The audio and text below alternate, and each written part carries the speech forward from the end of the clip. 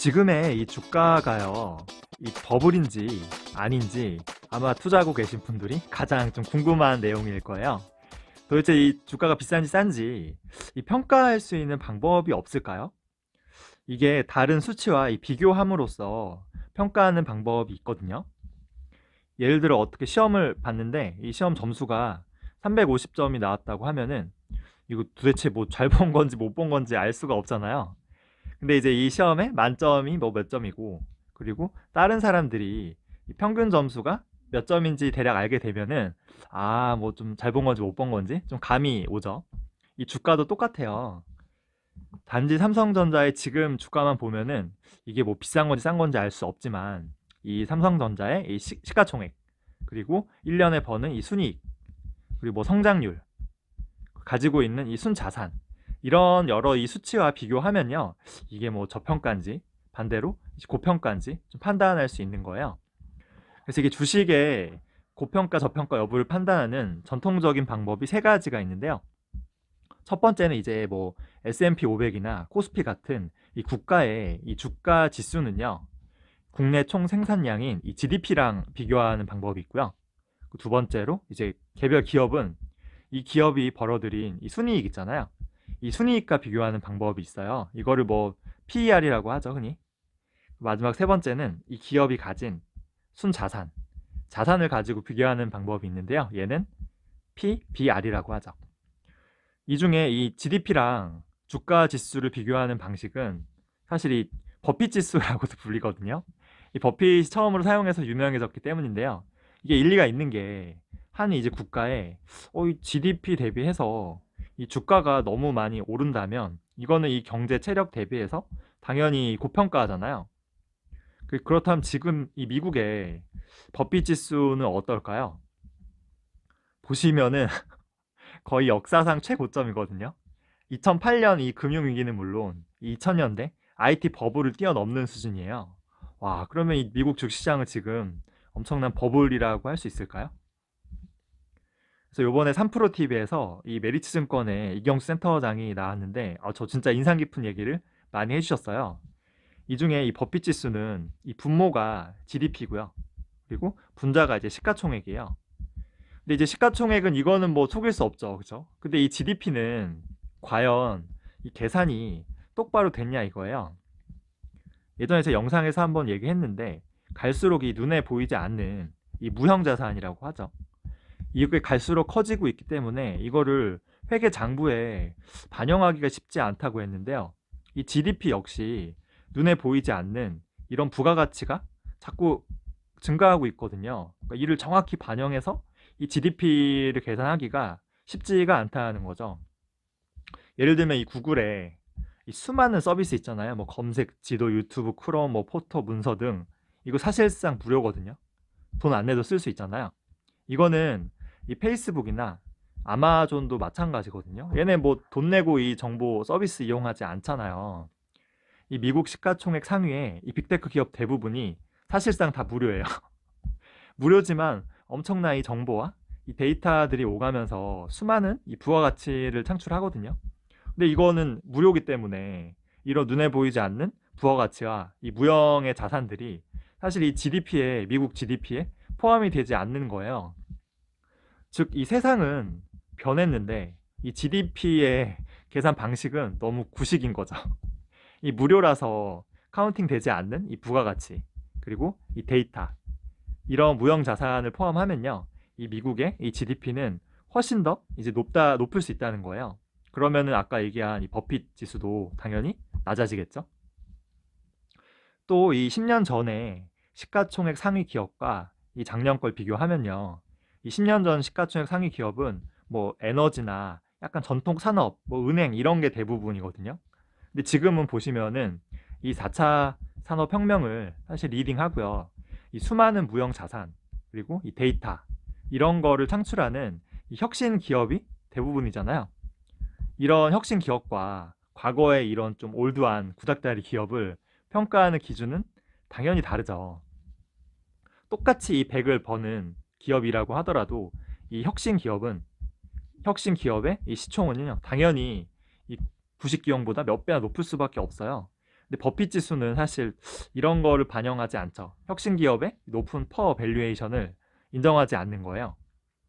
게다가 버핏 지수는 이 글로벌화도 반영하지 못하는데, 이 미국에 있는 대부분의 기업이 미국 안에서만 돈을 버는 게 아니고 이 세계 글로벌에서 다양하게 돈을 벌고 있거든요.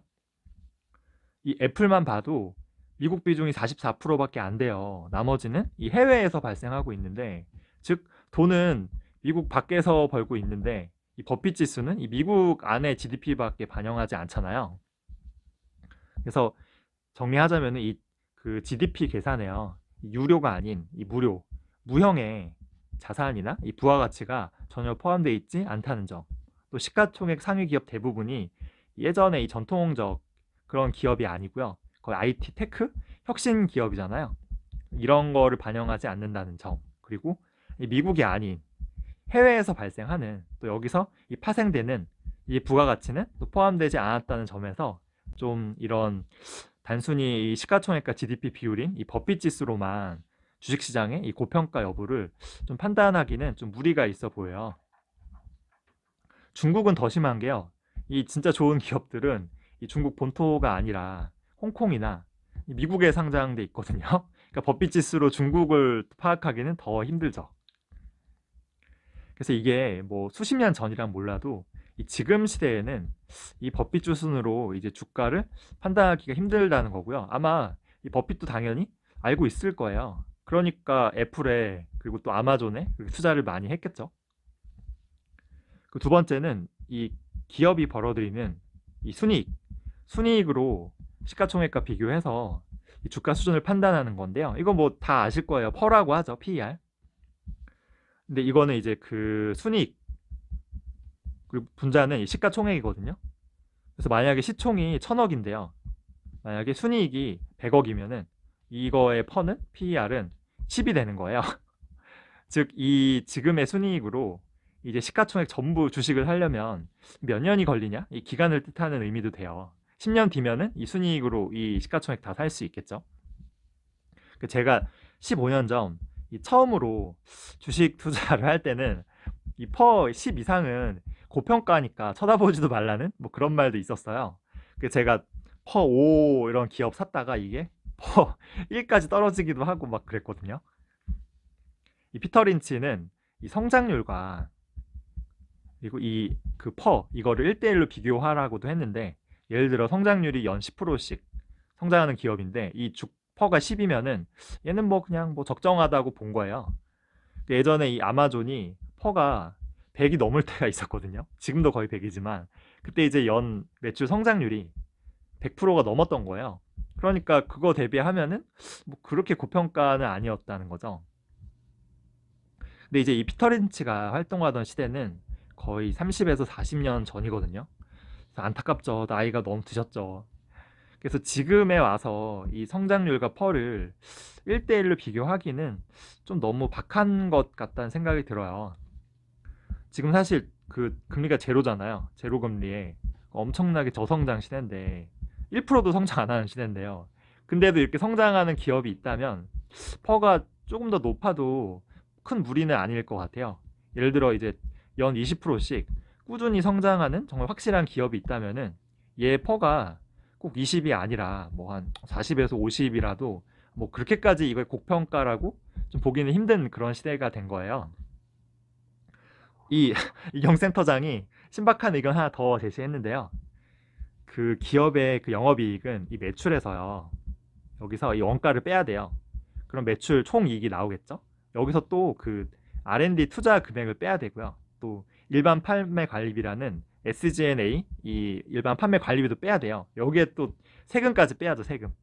그래서 이런 걸 다 뺐을 때 나머지 금액이 이 순이익이 되는 건데, 그 여기서 이 R&D 투자나 SNA, SG&A로 투자하는 이 투자 금액이 너무 크기 때문에 이거를 제외한 순이익만으로 이 PER을 비교하는 거는 좀 너무 과소평가된다는 거예요.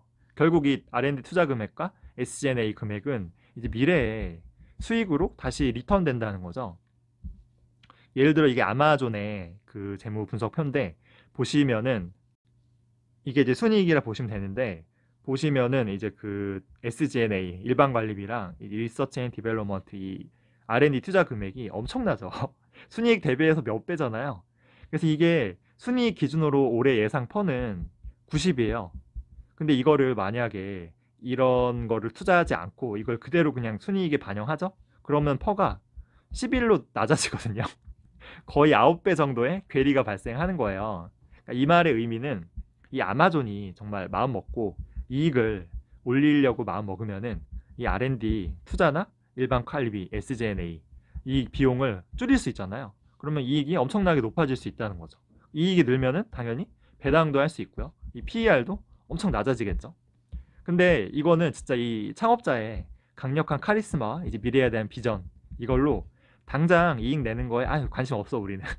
주주 환원 관심 없어. 우리는 오로지 미래에 투자하는 거야 라고 그냥 나가는 거예요. 이거는 구글도 제가 똑같이 계산했을 때 올해 예상 PER은 33이거든요. 근데 이제 이런 R&D 투자나 일반 관리비, 판매 관리비를 순이익으로 반영하면요. 퍼는 17로 내려가요. 근데 아까 아마존처럼 좀 다이나믹하진 않죠. 이게 왜냐하면은 이 구글은 이 R&D 투자보다는 사실은 이 캐펙스 투자를 많이 하거든요. 근데 이 캐펙스는 이미 순이익에서 남은 돈을 투자하는 거라 이미 퍼에 반영이 되어 있죠. 그래서 조금 차이가 나는 것 같아요. 어쨌든 이 미국의 시가총액 상위 빅테크 기업 대부분이 전 세계에서 가장 많은 돈을 이제 미래의 R&D 투자와 그리고 판매 관리비, SG&A 이런 비용으로 투자하고 있거든요. 그래서 단순히 이거를 제외한 이 순이익만으로 이 펄을 평가해서 이게 너무 고평가 아니냐고 좀 판단하는 거는 조금 좀 위험할 수 있죠. 단순히 이 PER 숫자 하나로만 이제 평가하는 게 아니고요. 이제 기업의 꾸준한 성장성 그리고 이제 미래에 대한 이 투자 금액 이런 것도 같이 감안해야 돼요. 물론 이 장기적인 기업의 비전 그리고 비즈니스 모델, 사업 모델도 필수죠. 체크가. 게다가 지금 워낙 저금리, 그죠? 워낙 저성장 시대라 지금은 이 정보가 순식간에 전 세계로 공유되거든요. 그러니까 과거 이제 수십 년 전에 이 투자의 대가들이 말했던 어떤 적정한 PER 이거는 좀 이제는 의미가 없어진 것 같아요. 왜냐하면 지금 만약에 PER이 저평가되었다면은 이 저평가되는 이유가 있다는 거죠. 왜냐하면 이미 정보는 다 퍼지니까. 그러니까 시장이 알아서 이 가치를 판단한다는 거죠. 마지막으로 이제 그 기업이 가진 이 자산, 순자산 기준으로 이 주식을 평가하는 PBR이 있어요. 어쩌면 최근에 가장 천대받고 있는 그런 주식 평가 방법인데요. 이거는 이제 순자산 이 분모고요. 분자가 이제 시총인데 그 기업의 이제 부동산이나 재고 등 이 총 자산이요. 만약에 1,000억이 있다고 하면은 이 시가총액도 1,000억이라고 해봐요. 그러면은 이 PBR은 1이 되는 거죠, 그냥. 그쵸? 만약에 이 시총이 500억이 되면은 그러면은 이건 0.5가 되는 거죠. 그러니까 이것도 낮을수록 저평가예요. 근데 이제 제가 역시 15년 전에 처음 이제 주식 투자를 이제 배웠을 때 처음 읽었던 책들 중에는 PBR이 1 미만이 저평가다. 1 이상은 쳐다보지도 말라. 뭐 이런 말이 또 있었거든요. 근데 지금 세계 시가총액 1위 이 애플의 PBR은 33이거든요. 그러면 애플 뭐 주가는 33배나 고평가다? 이 말이 안 되죠. 참고로 삼성전자의 PBR은 1.8이거든요. 그러니까 이것도 제가 한번 영상에 올렸는데 브랜드 가치 그리고 뭐 로얄티 특허권 그리고 압도적인 이런 R&D 이 투자 비용 그 유튜브나 페이스북 같이 이 네트워크 사람들이 몰릴수록 더 강해지잖아요. 플랫폼이 그러니까 이런 눈에 보이지 않는 이런 다양한 무형 자산이라고 하죠. 이런 것들이 갈수록 커지는데 이런 것들은 이 회계장부에 자산으로 반영이 안 된다는 거죠. 이 애플의 강력한 브랜드 가치와 이 소비자들의 충성도 장난 아니잖아요. 이런 것들이 장부에 포함되지 않으니까 애플의 순자산에 잡히지 않죠. 그러니까 애플의 이 PBR 33도 사실은 좀 말이 안 되는 거죠. 애플뿐만 아니고요. 이런 다양한 기업들, 심지어 알리바바, 텐센트까지도 이런 사실 어마무시한 이 데이터 그리고 뭐 플랫폼, 그리고 이런 무형 자산 이걸 갖고 있어요. 이들이 갖고 있는 어떻게 보면 부동산이나 상품 같은 이 유형 자산보다요. 이 무형 자산이 훨씬 더 가치 있거든요. 이런 게 장부에는 반영이 안 돼 있죠. 그래서 그 어린 왕자가 정말 전 뛰어난 통찰력이 있다고 믿어요. 이 명언 있잖아요. 그 중요한 거 눈에 보이지 않아. 이거 진짜 중요한 말이에요. 눈에 보이지 않죠. 그래서 눈에 보이는 과거에 이런 유형 자산만으로 이 자산을 평가하는 현재의 이런 회계 방식으로는 이 PBR만으로 주가를 평가하기가 좀 어렵다는 거죠. 요새는 사실 이 PBR이 낮으면은 오히려 더 평가가 박해지는데요.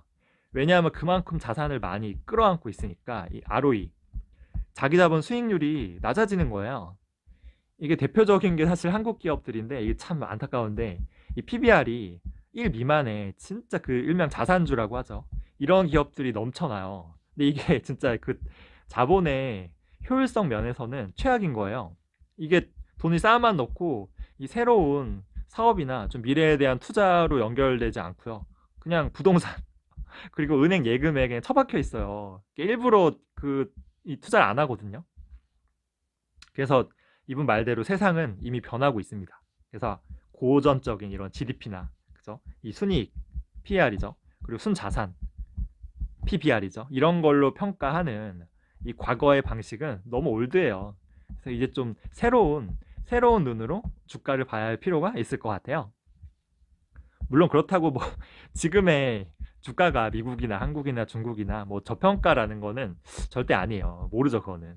좀 단기적으로는 너무 오른 거 아닌가 싶기도 해요.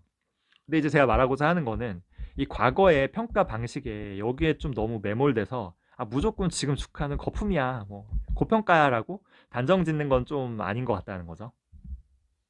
그리고 뭐 조정이나 폭락장이 사실 올 수도 있어요. 주식은 알 수 없죠. 근데 저는 꾸준히 성장하는 기업에요.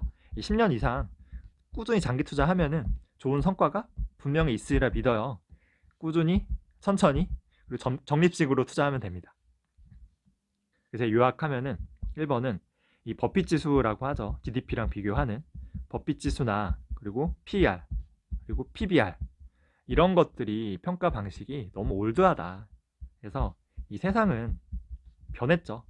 너무 빨리 또 변하고 있죠. 좀 다른 기준으로 새로운 눈으로 좀 볼 필요가 있을 것 같아요.